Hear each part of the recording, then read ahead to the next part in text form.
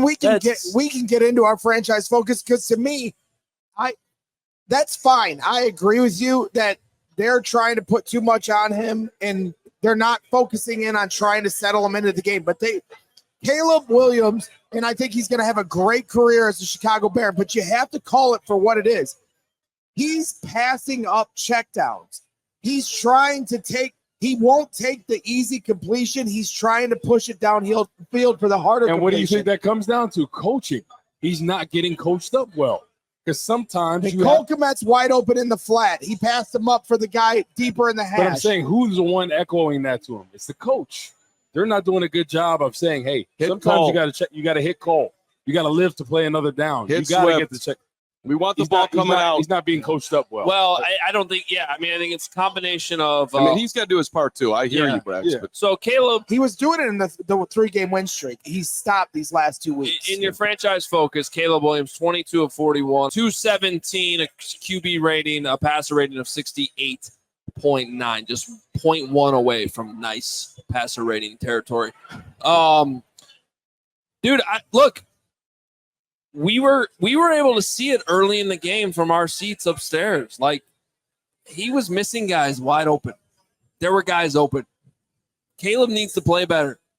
I think there's no question he needs to play better. That being said, like, these game plans are confusing. Was that a fourth down where they did the end around to Roschon Johnson or whatever?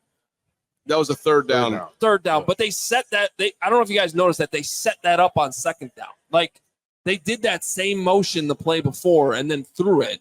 And then the very next play, I was thinking it was 3rd and 5, so it wasn't even like short yardage. Then they're like, okay, we're just going to go right back to it. Like, usually you do that early in the game and then you come back to it later. You don't do it the next play. Then they know exactly. I'm going to follow that motion. Saw that. They're going to. So I don't.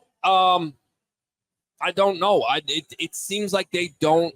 Here we are again, and they don't have a plan for the franchise quarterback. Well, and then everything gets disjointed because then you have Roma Dunze drop the ball on the sidelines. That was a dime ball by Caleb. You had Keenan Allen drop a big third down pass, hit him right in the chest. And so it's like the movie in The Replacements. It's quicksand. Everybody starts taking a turn and making the mistakes. Yeah. Identity. What is the identity of this offense? Do they have an identity? They're not a run-first team. They're struggling to pass the ball right now. Caleb and the receivers are not on the same page. A couple third down, second down throws where it looks like it's supposed to be a comeback. The wide receiver's running straight. Caleb's throwing it to his back. They're not on the same page right now. Well, right, and they've been talking about, from day one, balance. We're going to have a balanced attack here. But it also just feels like trying to be the smartest guy in the room way too much. Also, just a high degree of difficulty on so many plays out there, and I get it. Like, Caleb wants to.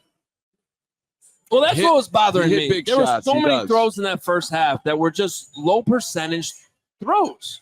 Yeah. And I don't know if that's being called or he's just trying to play hero ball or whatever it is, but the chances of those plays being converted were just not that high. And then there was other guys that were open at the same time. So, I mean, it sucks because we've all been here before. We've all seen this, and we know what the next step is. And one thing I've applauded about the Bears' approach with Caleb is that they're putting a lot on his plate. They're letting him live and die on the field and learn this stuff on the job, which I think is good. But the next step becomes preservation for the coaching staff.